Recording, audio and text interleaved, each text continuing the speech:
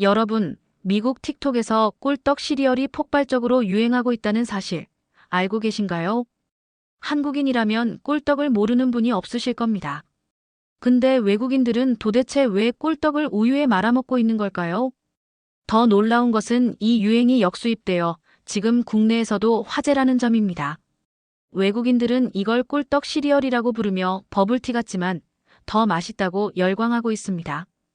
최근 국내 뉴스에도 보도된 이 현상, 외국인들이 K-드라마를 통해 한국 음식에 익숙해지면서 그들만의 방식으로 재해석한 레시피가 역으로 한국에 유입되고 있는 겁니다. 미국 유명 인플루언서들이 앞다투어 챌린지에 참여하고 있죠. 오늘 사연의 주인공은 바로 이 틱톡 영상을 보고 인생이 완전히 바뀐 미국인 여성 에이시아 닐슨입니다. 음식과 전혀 연관이 없는 미술사를 전공한 큐레이터였던 그녀가 어쩌다 한국 떡에 빠져들게 되었을까요? 그 감동적인 반전의 이야기를 지금 시작합니다. 한국의 떡을 단순한 유행이나 장난감으로 보면 안 된단다. 미국 애틀란타의 떡집 사장님의 단호한 거절에 전 모든 것이 무너져 내린 것만 같았습니다. 제 진심을 오해하고 단순히 유행을 따라하는 미국인으로만 생각하신 모양이었습니다. 하지만 전 포기하지 않았죠. 꾸준히 제 진심을 전했습니다. 그리고 결국 오늘날까지 오게 되었죠. 안녕하세요. 저는 에이시아 닐슨입니다. 친구들은 저를 에이시라고 부르죠. 애틀랜타에서 태어나고 자란 28살 미국인이에요. 대학에서 미술사를 전공했고 졸업 후에는 현대시각예술갤러리에서 큐레이터 어시스턴트로 일하고 있었습니다. 제 인생은 예술 작품들 사이에서 색감의 아름다움을 발견하고 그것을 사람들과 나누는 일상이었어요. 그런데 어느 날 저의 모든 삶이 뒤바뀌게 된 한 장면을 목격했습니다. 전 몇 년 전부터 한국 드라마에 빠져 있어요. 요새 자주 볼 수 있는 K-드라마를 사랑하는 외국인이죠. 퇴근 후 집에 돌아와 늘 그랬듯 넷플릭스를 틀었는데 그날따라 추천 목록에 새로운 한국 드라마가 눈에 들어왔어요. 호기심에 시작했는데 그 회차에 나온 한 장면이 저의 눈길을 사로잡았어요.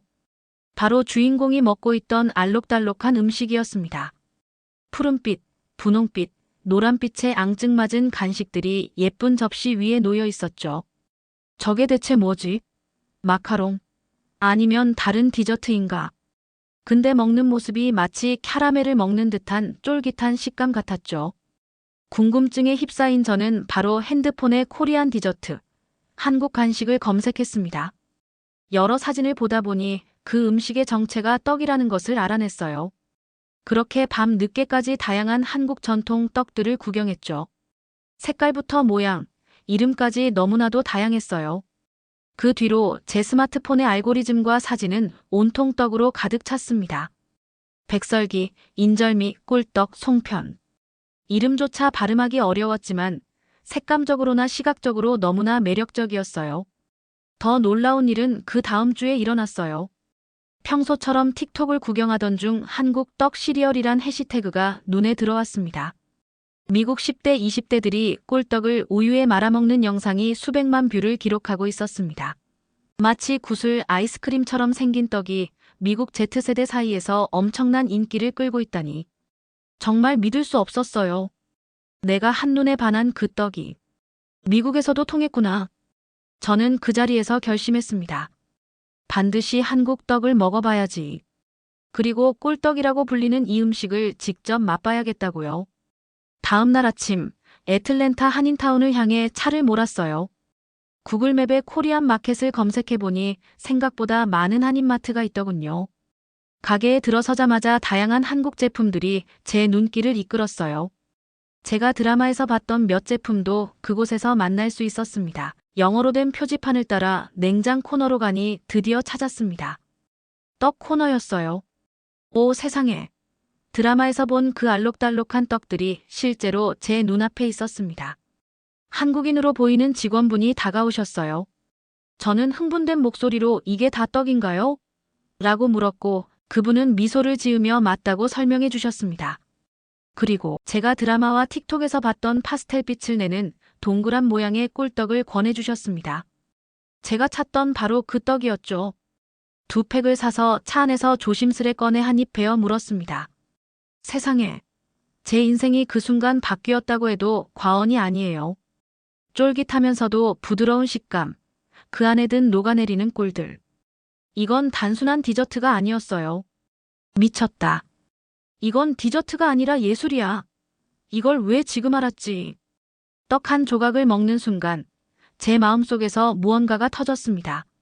마치 다양한 색감의 미술 작품을 봤을 때 느꼈던 그 놀라움과 경외감이 이 작은 떡 한 조각에서 느껴졌어요. 차 안에서 떡을 다 먹고 집에 돌아오는 길에 머릿속에선 계속 생각이 떠올랐어요. 이렇게 아름답고 맛있는 음식을 왜 미국에서는 아직 모르는 사람이 많을까?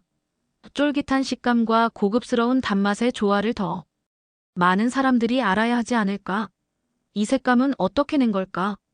그리고 그 생각은 시간이 지날수록 점점 더 커져갔습니다. 다음 날도 그 마트에 들러 떡을 사 먹었어요. 하루 한 끼 떡을 먹는 게 제 하루의 일과나 다름없었죠. 제가 일하는 갤러리의 동료들에게도 매일같이 추천했어요. 몇몇은 이미 틱톡에서 유행하는 것을 보고 꿀떡인 것을 알더군요. 처음 맛보는 동료들조차 너무 맛있다며 난리였어요. 그렇게 몇 주 폭풍처럼 몰아치는 생각들 속에서 마침내 한 가지 결론에 도달했습니다. 이거다. 내가 도전해봐야 할 일은 이거야. 심장이 두근거렸어요. 이 아름다운 한국의 떡을 저만의 아름다운 색감으로 만들어 미국인들에게 제대로 소개하고 싶다는 열망이 가슴속에서 불타올랐습니다.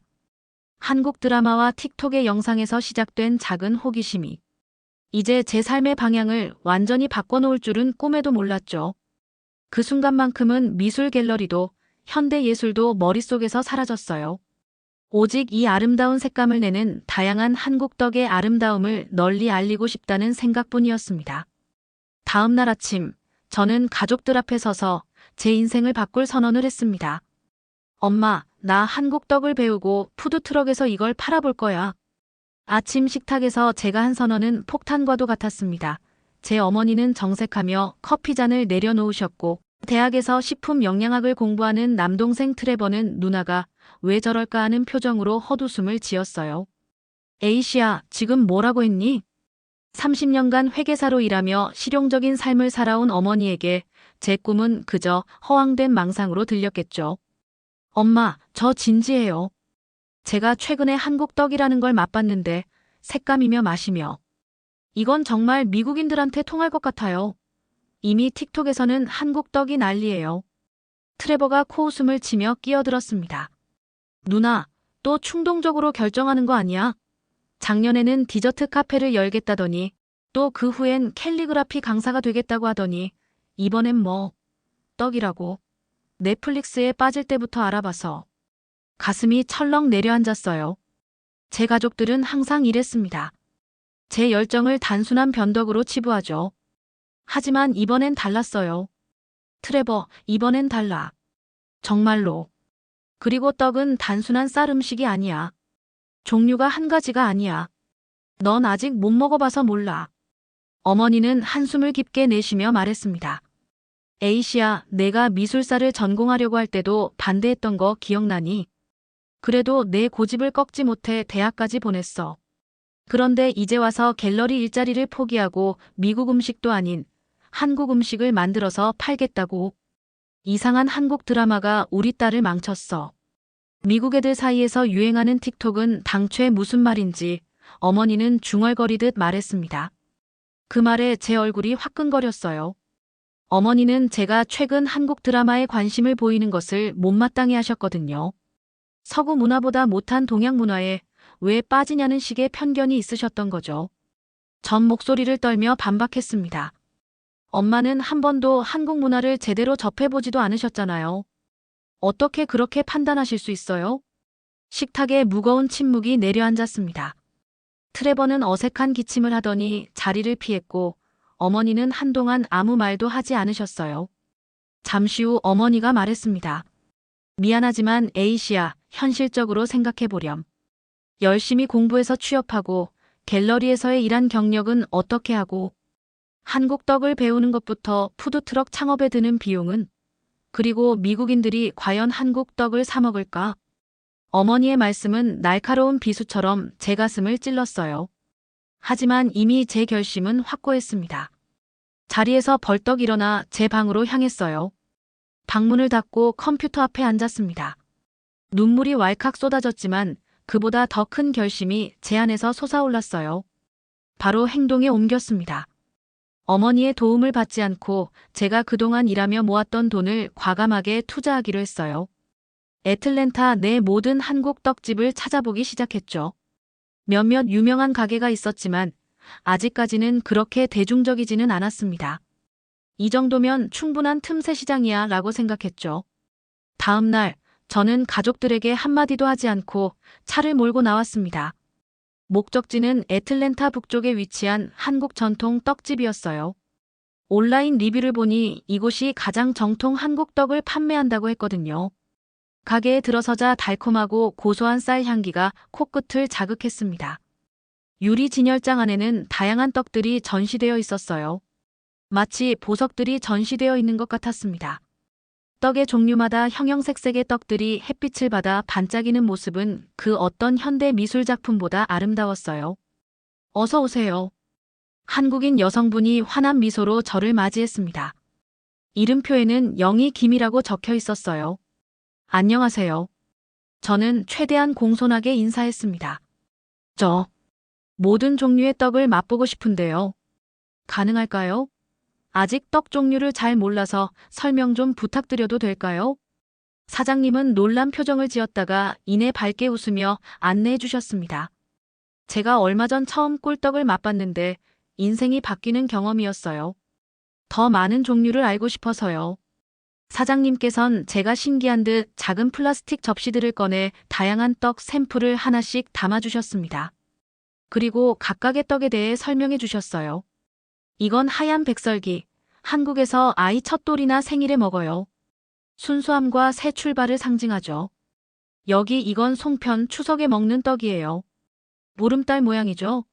안에 깨, 콩, 밤 등을 넣어요. 이건 약식, 찹쌀에 대추, 밤, 꿀을 넣어 만든 영양떡이에요. 한국 임금님도 즐겨 드셨대요.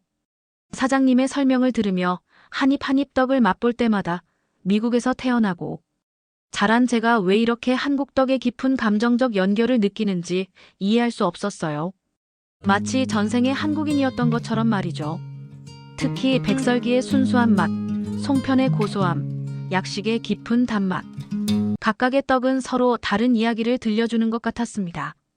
이건 단순한 음식이 아니라 한국인의 정서와 철학이 담긴 문화적 산물이었어요. 저는 용기를 내어 물었습니다. 사장님, 혹시 떡들을 직접 만들어 볼 수 있는 수업은 안 하시나요? 아니면 별도로 떡을 만드는 방법을 배울 수 있을까요? 사장님은 한동안 저를 바라보더니 깊은 생각에 잠긴 듯 했습니다. 그리고 천천히 고개를 저으셨어요. 따로 수업은 없어요. 그리고 사실 떡은 쉽게 배울 수 있는 게 아니에요. 수년간의 경험이 필요하죠. 손도 많이 가고 새벽부터 일어나 갖가지 일을 준비해야 해요. 그 말에 가슴이 무너져 내렸습니다. 하지만 포기할 수 없었어요. 저 정말 진심이에요.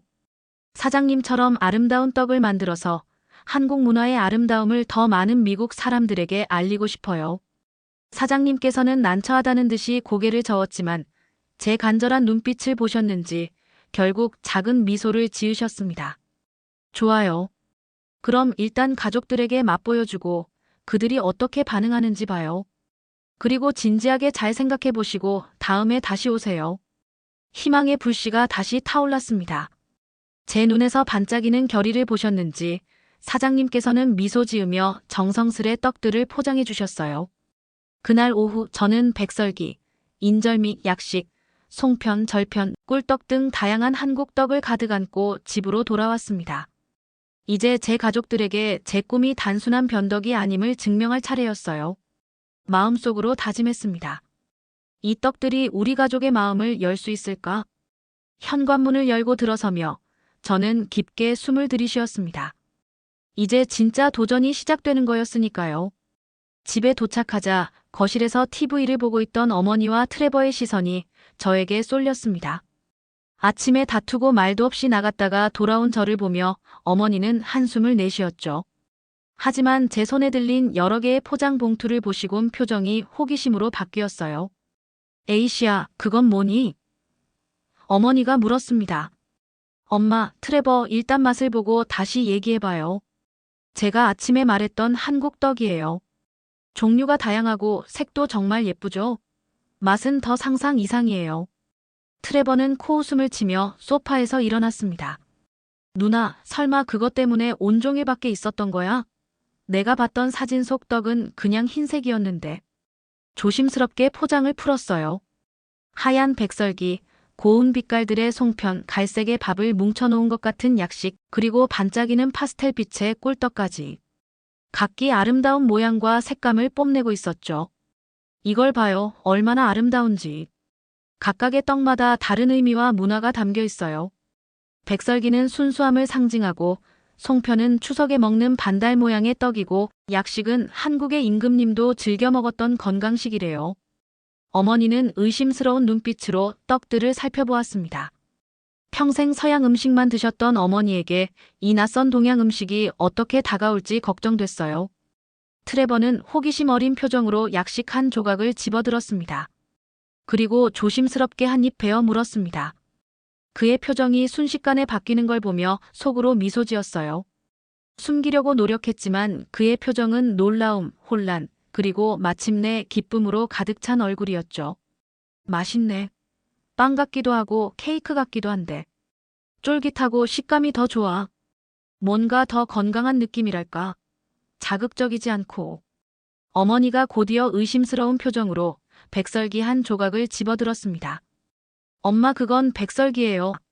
맵쌀가루로 만든 가장 기본적인 한국 떡이에요. 한국에서는 아기의 첫 생일이나 중요한 날에 먹는데요. 어머니가 조심스럽게 맛을 보았습니다. 백설기의 부드러운 텍스처와 은은한 단맛이 어머니의 표정을 바꿔놓았어요. 처음엔 의아한 표정이었다가 이내 감탄으로 바뀌었죠. 이건 빵보다 나은 것 같네. 순수한 맛이야. 우리가 먹는 디저트들은 항상 너무 달고 무거운데 이건 참 신선하구나. 제 가슴이 기쁨으로 부풀어 올랐습니다. 이것이 바로 제가 원했던 반응이었으니까요. 트레버는 이미 꿀떡을 3개째를 먹고 있었어요. 누나, 이거 몇 칼로리쯤 될까? 트레버가 갑자기 식품 영양학도다운 질문을 던졌습니다. 잘 모르겠어. 근데 한국 떡은 대부분 자연 재료로 만들어. 쌀, 콩, 견과류, 꿀 같은 거. 정제된 설탕보다 천연 감미료를 많이 쓴대. 색감을 낼 때도 마찬가지라고 하셨어. 1시간 동안 우리 가족은 식탁에 둘러앉아 모든 종류의 떡을 맛보며 열띤 토론을 벌였습니다. 어머니는 백설기와 꿀떡의 맛에 완전히 매료되셨고, 트레버는 컴퓨터로 떡의 영양 성분을 검색하며 끊임없이 메모를 했어요. 누나, 이거 놀라운데. 떡은 대부분 글루텐 프리야.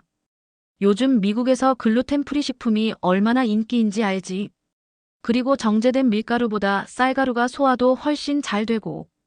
트레버가 흥분된 목소리로 외쳤습니다. 그리고 찹쌀은 혈당 지수가 낮아서 당뇨 환자들에게 좋대. 이것 봐, 약식에 들어간 대추와 밤은 항산화 성분이 풍부하고. 이건 그냥 디저트가 아니라 슈퍼푸드야. 어머니는 놀란 표정으로 송편을 들고 저에게 질문을 던졌어요. 에이시야, 넌 정말 이걸 배우고 싶은 거니?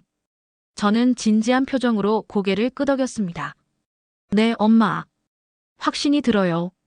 단순히 유행 때문이 아니라 저 정말 이 한국의 떡을 널리 알리고 싶어요. 만드는 방법도 진지하게 배워보고 싶고요. 제가 미술사를 전공한 이유도 작품이 가지는 의미와 아름다움을 발견하고 널리 알리고 싶어서였잖아요. 이 떡에서 저는 그 아름다움을 발견했어요. 어머니는 한동안 생각에 잠겼다가 말씀하셨습니다. 하지만 현실적인 문제가 있잖니. 푸드트럭 창업에는 돈이 많이 들고 넌 이미 안정적으로 갤러리에서 일도 하고 있고 엄마 때로는 위험을 감수해야 할 때가 있어요. 혹시나 제 열정을 쏟아부어도 잘 안 됐을 땐 그 후의 일은 제가 책임지고 감수할게요. 트레버가 갑자기 끼어들었습니다. 근데 누나, 이걸 푸드트럭에서 팔려면 어떻게 홍보할 거야? 미국인들은 떡이 뭔지도 잘 모를 수 있어. 저는 미소를 지었습니다. 바로 그거야, 트레버. 미국인들에게 떡을 단순한 한국 음식이 아니라 문화적 경험으로 소개할 거야. 그리고 요즘 SNS에서 한국 음식이 얼마나 인기인지 넌 못 봤지? 틱톡에서 떡 시리얼이 대유행이야. K드라마, K팝 팬들도 많고 타이밍이 딱 맞아. 어머니는 한숨을 내쉬더니 미소를 지었습니다. 너희 둘 다 정말. 에이시아 엄마도 조금 더 열린 마음으로 생각해 볼게. 조금만 시간을 가지고 현실적으로 생각해 보자. 그날 밤 우리 세 사람은 식탁에 둘러앉아 깊은 밤까지 이야기를 나눴습니다. 그렇게 한 주가 지난 어느 날 어머니가 놀라운 제안을 하셨어요. 에이시아, 한국 떡을 제대로 배우려면 진짜 한국인 선생님이 계시면 참 좋을 텐데 내가 말했던 그 전통 한국 떡집에 다시 가보는 게 어떨까? 저는 기쁨에 가득 찬 미소를 지었습니다. 엄마, 허락해 주시는 거예요? 저 정말 떡 배우는 것부터 시작해봐도 될까요? 그렇게 저는 한국 떡의 세계로 더 깊이 빠져들 준비를 했습니다. 이제는 혼자가 아닌 가족의 지지를 받으며 말이죠. 한국의 음식 문화가 우리 가족의 마음을 열었듯이 더 많은 미국인들의 마음도 열 수 있을 거라 확신했습니다. 다음 날 아침, 저는 일찍 일어나 지난번 방문했던 떡집에 가보려고 준비를 마쳤습니다. 떡에 대한 진지한 마음을, 그리고 떡 수업 개설 제안에 대해 사장님께 정중히 말씀드려보려고 마음을 먹었어요. 왜 이렇게 떨리지? 그냥 떡 만드는 법을 배우겠다고 하는 건데. 하지만 제 마음속에선 이게 단순한 요리 수업 이상의 의미를 가진다는 걸 알고 있었습니다. 에이시아, 갈 준비됐니? 어머니가 현관에서 불렀습니다. 놀랍게도 어머니는 저와 함께 가겠다고 하셨어요. 내가 이렇게 열정적인 일이라면 내가 직접 보고 판단해야겠다고 하셨죠. 차에 올라타며 어머니를 바라봤어요. 평소에는 항상 정장 차림인 어머니가 오늘은 편안한 청바지에 셔츠를 입고 계셨습니다. 마치 딸의 꿈을 응원하기 위해 자신도 편안한 마음가짐으로 임하겠다는 신호 같았어요. 떡집으로 향하는 동안 제 마음은 벌써 그곳에 가 있었습니다. 사장님께서 저를 진지하게 받아들여 주실까요? 미국인인 제가 한국 떡의 깊은 세계에 들어갈 자격이 있을까요? 이런 생각들이 머릿속을 채웠습니다. 에이시아, 너 정말 이 일에 진심이구나. 어머니가 말씀하셨어요. 네, 엄마. 제 인생에서 이렇게 열정적인 마음을 가지고 확신이 들어본 적이 없어요. 한국의 떡이라는 음식이 단순한 먹거리가 아닌 문화로 다가온 것 같아요. 마침내 우리는 떡집에 도착했습니다. 간판에는 한글로 떡집이라고 쓰여 있었고 영어로는 라이스 케이크라고 적혀 있었죠. 가게로 들어가자 사장님께서는 카운터 뒤에서 무언가를 정리하고 계셨습니다. 우리를 보자 놀란 표정을 지으셨어요. 어서 오세요. 저번에 오신 분이네요. 사장님께서 저를 알아보며 말했습니다. 안녕하세요, 사장님. 저번에 말씀드렸던 대로 다시 왔어요. 이번엔 제 어머니도 함께요. 어머니께선 사장님께 지난번 이 가게에서 딸이 사온 떡이 정말 맛있었다며 어떻게 이런 아름다운 떡을 만들 수 있냐고 자연스럽게 인사드렸습니다. 사장님께선 우리 떡을 좋아해 주시니 기쁘다며 부드러운 미소로 대답해 주셨습니다. 저는 용기를 내어 본론으로 들어갔습니다. 사장님, 실은 저 정말 진지하게 떡 만드는 법을 배우고 싶어요. 단순한 호기심이 아니에요. 한국 떡의 아름다움과 문화적 가치를 미국 사람들에게 알리고 싶어요. 사장님께선 저를 유심히 살펴보셨습니다. 그 눈빛은 마치 제 영혼을 들여다보는 것 같았어요. 왜 한국 떡에 그렇게 관심이 많으신가요? 요즘 유행이라서? 틱톡에서 봐서? 가슴이 철렁 내려앉았습니다. 아마 이미 많은 외국인들이 단순한 호기심으로 접근했다가 금방 흥미를 잃는 모습을 보셨던 걸까요? 제 목소리가 떨렸습니다. 물론 처음에는 K드라마랑 틱톡을 통해 알게 된 건 맞지만 떡을 맛보는 순간 이건 단순한 유행이 아니라는 걸 알았어요. 제가 미술사를 전공했는데 떡에서 저는 예술을 봤어요. 색과 형태의 아름다움, 그리고 그때 설명해 주셨던 각양각색의 떡에 담긴 깊은 의미 같은 거요. 사장님께선 잠시 생각에 잠기셨어요. 그리고 문득 뒤를 돌아보시더니 잠시만요라고 말씀하시고 안쪽으로 들어가셨습니다. 잠시 후 사장님께선 훨씬 나이 드신 여성분과 함께 돌아오셨어요. 70대 후반으로 보이는 그분은 흰 앞치마를 두르고 머리에는 하얀 수건을 쓰고 계셨습니다. 이분이 우리 떡집의 진짜 사장님이세요. 이 가게의 주인이시고 40년 경력의 떡장이시죠.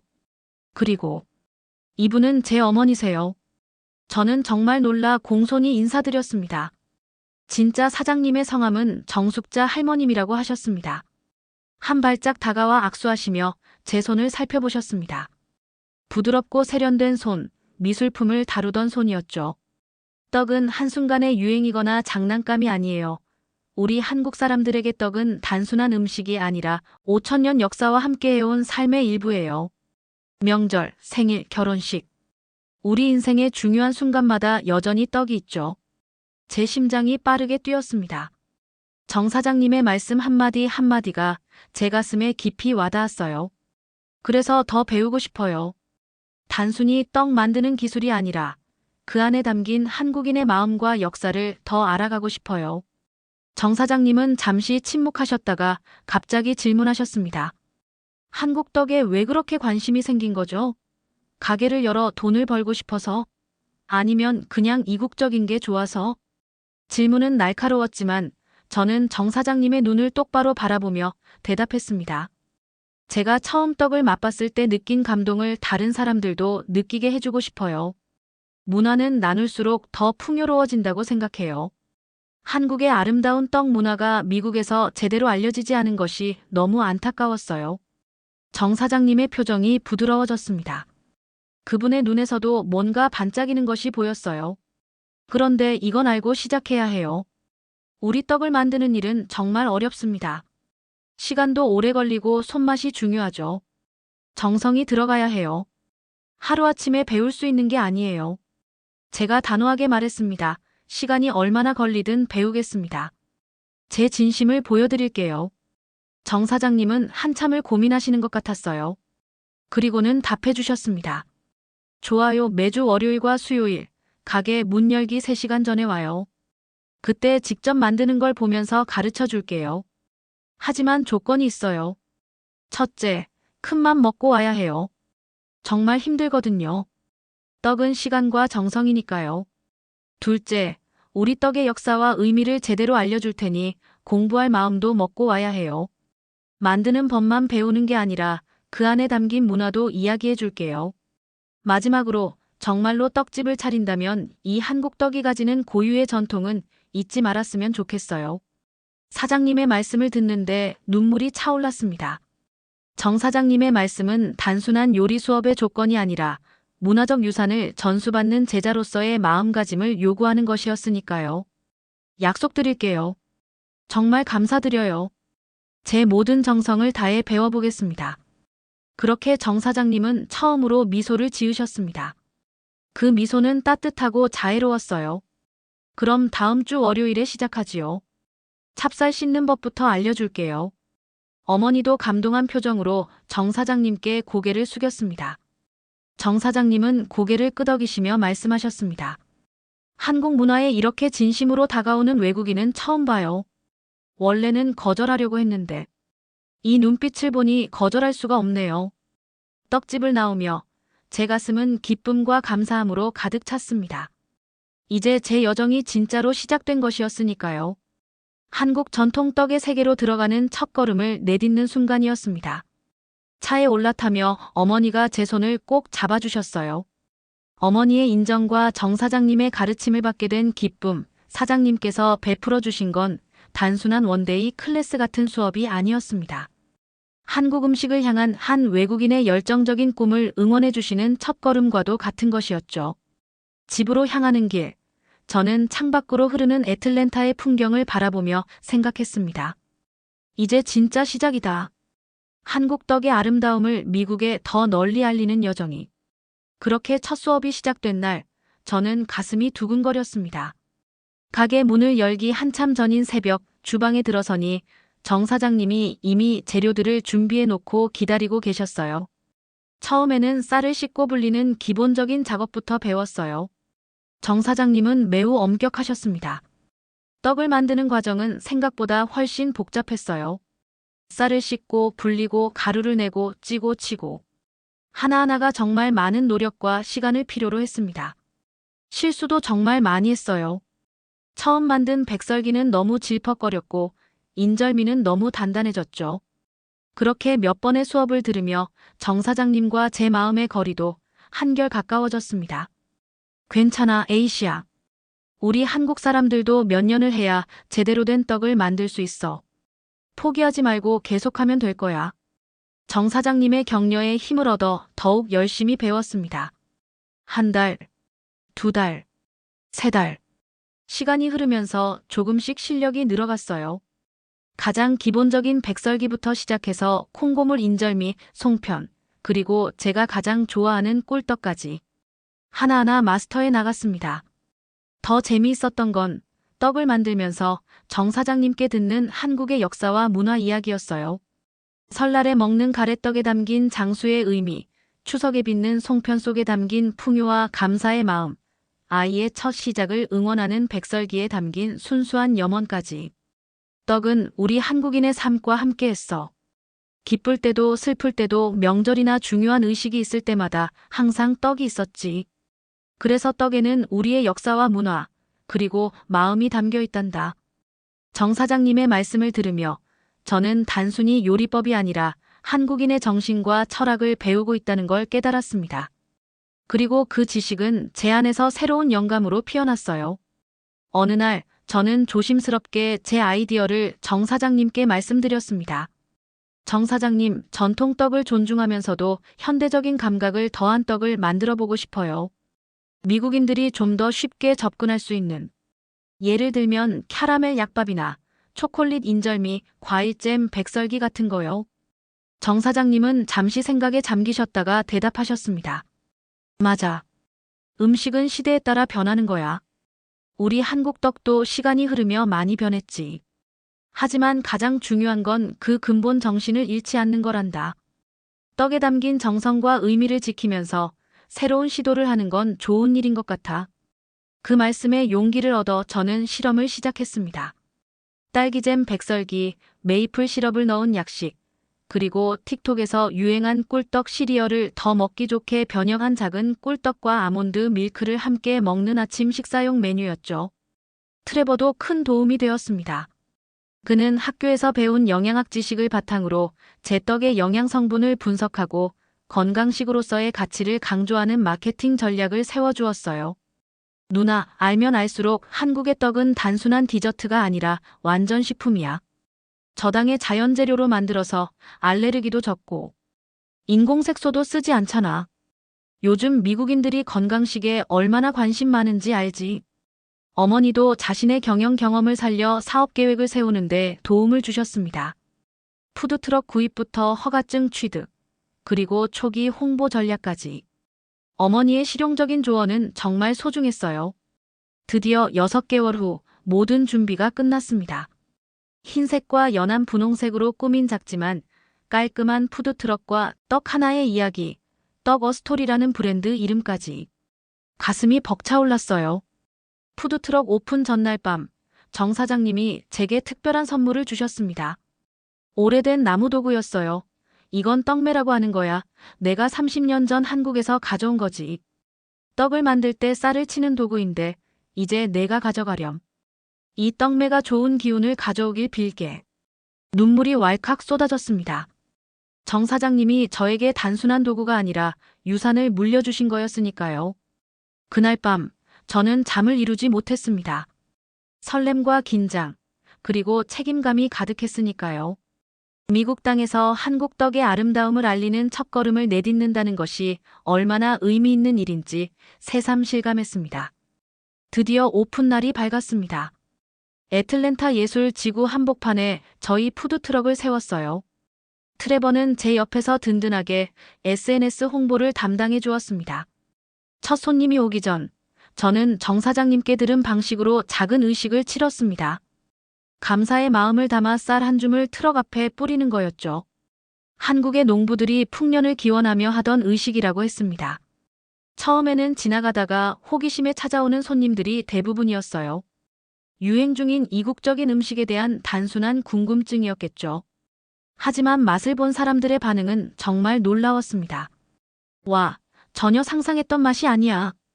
SNS에서 봐서 궁금했는데 이렇게 푸드트럭에서 만나다니.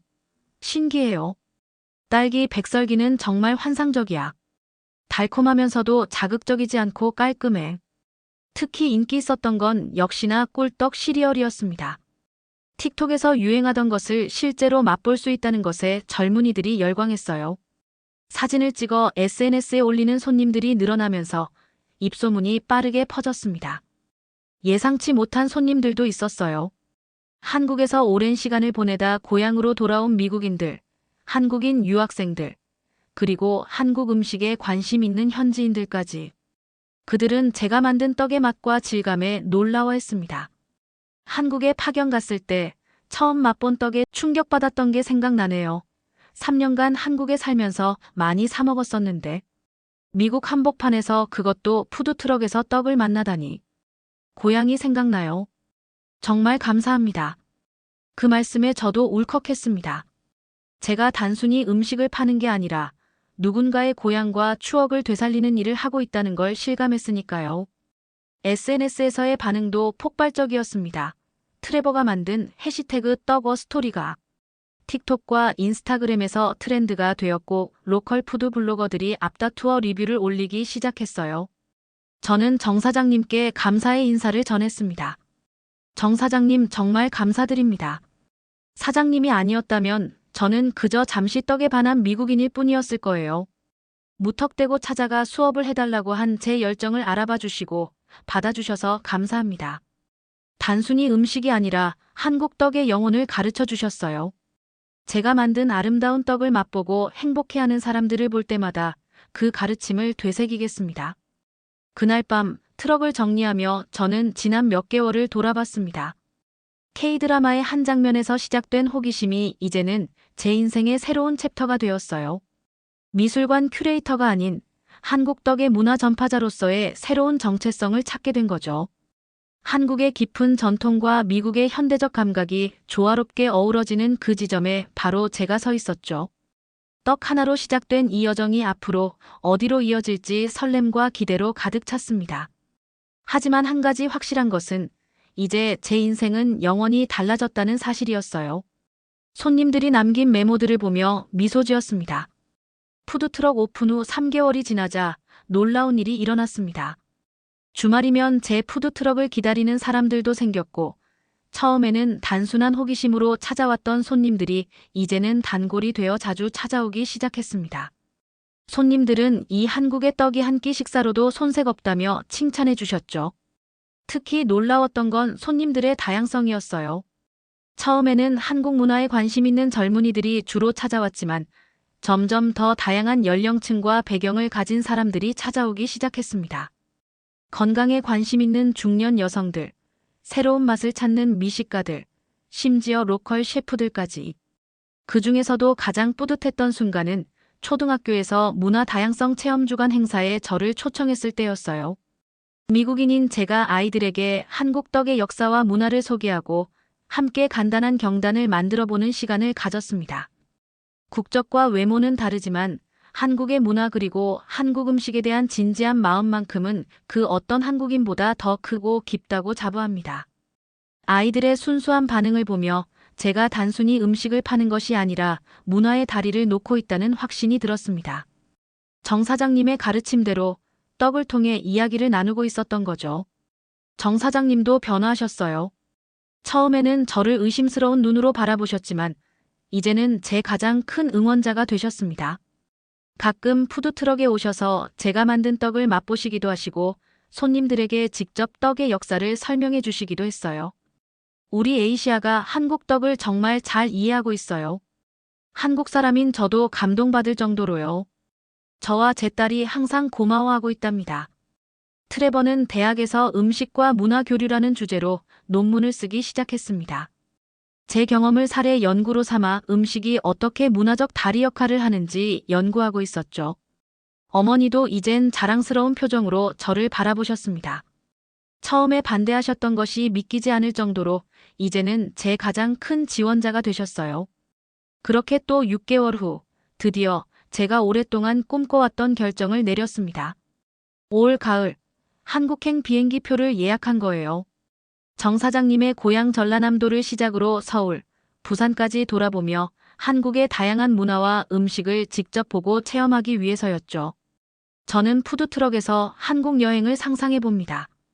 떡 하나의 이야기라는 간판이 햇살에 반짝이는 가운데 가을의 한국을 상상하니 가슴이 두근거려요.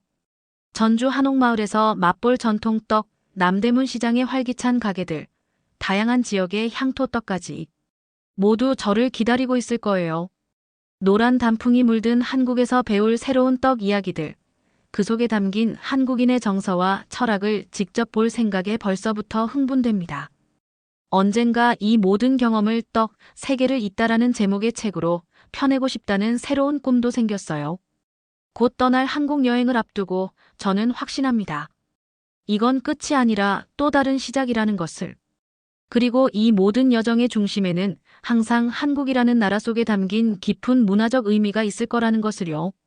다른 문화를 진심으로 이해하고 존중할 때 우리는 서로의 마음까지 나눌 수 있다는 진리를 담고 있으니까요.